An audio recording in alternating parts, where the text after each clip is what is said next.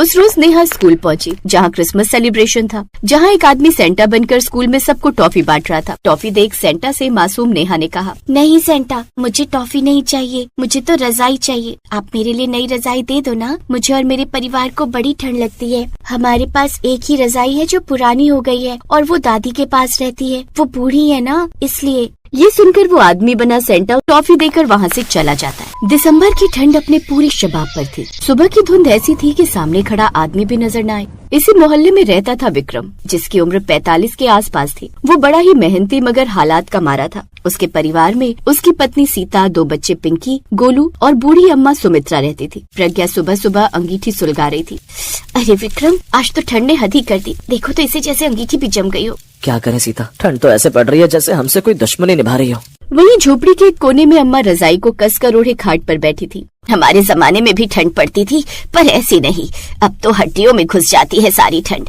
सुबह बाहर काफी कोहरा था और अब नेहा स्कूल जाने को तैयार हो रही थी, लेकिन उसकी ऊनी स्वेटर जगह जगह से फटी हुई थी, जिसमें कई छेद हो रखे थे। ये देख उसकी माँ बोली, बेटी आज बाहर बड़ी ठंड है और तेरी स्वेटर में भी छेद हो रखे हैं। ऐसा कर तू आज स्कूल जाना रहने दे। नहीं माँ, आज तो स्कूल में सेंटा क्लॉज आने वाले हैं, वो सबके लिए गिफ्ट लाएंगे, तो आज तो मैं जरूर जाऊंगी। क्या पता वो मेरे लिए भी कोई गिफ्ट लाए हो। अगर सेंटा आएंगे ना तो मैं उनसे एक रजाई मांग लूंगी, ताकि हम सबको रात को ठंड में सोना न पड़े। ये सुनकर प्रज्ञा हल्की सी मुस्कान दबा गई। हाँ बिटिया, सेंटा आएगा, जरूर आएगा। प्रज्ञा ने अपनी बेटी को दिलासा दिया और उसे वहाँ से भेज दिया। दरअसल उनके घर में बस एक ही पुरानी रजाई थी जो अम्मा के हिस्से थी। बच्चे रात को ठिठुरते रहते, लेकिन उसकी कमाई इतनी नहीं थी कि वो घर में अन्न के अलावा और कुछ ला पाए। ऐसे ही दिन के समय मोहल्ले में शोर मच गया। पड़ोसी शारदा आंटी भागते हुए उनके घर आई। अरे प्रज्ञा, सुना है कल चर्च वाले गरीबों में कंबल बांटेंगे। सच? कब काकी? अरे कल शाम। पर तू तो जानती है सब लोग मुफ्त की चीजों के लिए कितनी भीड़ लगा कर रखते हैं, तो वहाँ भीड़ बहुत होगी। जैसे ही विक्रम ने काकी की ये बात सुनी तो उसके मन में एक चिंगारी सी जली।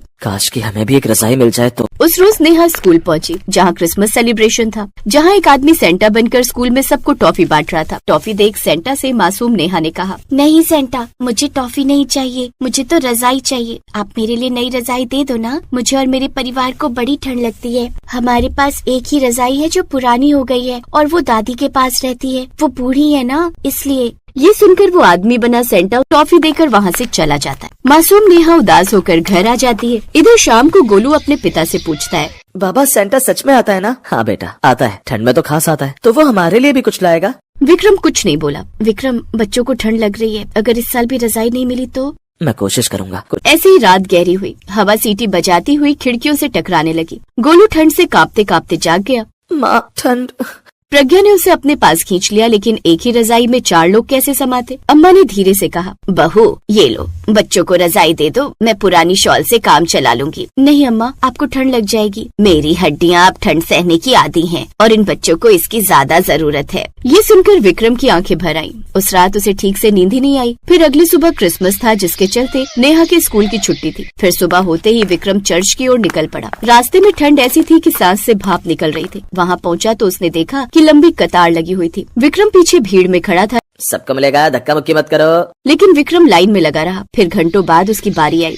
भाई आज कंबल खत्म हो गए। भाई घर में बच्चे हैं, माफ करना, जिनके नसीब में था उन्हें पहले ही मिल गया। अब उदास होकर विक्रम खाली हाथ घर की ओर लौट पड़ा। रास्ते में ठंड और बढ़ गई थी, मानो उसे चिढ़ा रही हो। आप आ गए जी, क्या हुआ, कंबल नहीं लाए? हमारी किस्मत ही खराब है सीता। फिर शाम को मोहल्ले में बच्चों का कार्यक्रम था। एक नौजवान सेंटा की ड्रेस पहन कर आया। नेहा और गोलू भीड़ में खड़े थे, उनकी आंखें चमक रही थी। सेंटा ने बच्चों में टॉफी बांटी, जिसे लेकर वो घर आ गए। नेहा ने घर आकर, माँ ये सेंटा टॉफी देकर क्यों जाते हैं? मैं कब से उनसे रजाई मांग रही हूँ, क्या वो रजाई लेकर नहीं आएंगे? हमें कितनी ठंड लगती है। पता नहीं बेटी, अब तो बस हम उम्मीद कर सकते हैं, क्या पता इस बार सेंटा हम गरीबों की भी सुन ले। फिर जैसे जैसे शाम होने लगी, ठंड और ज्यादा बढ़ती गई। उस रात हवा में बर्फ सी चुभन थी, जिससे अम्मा को खांसी शुरू हो गई।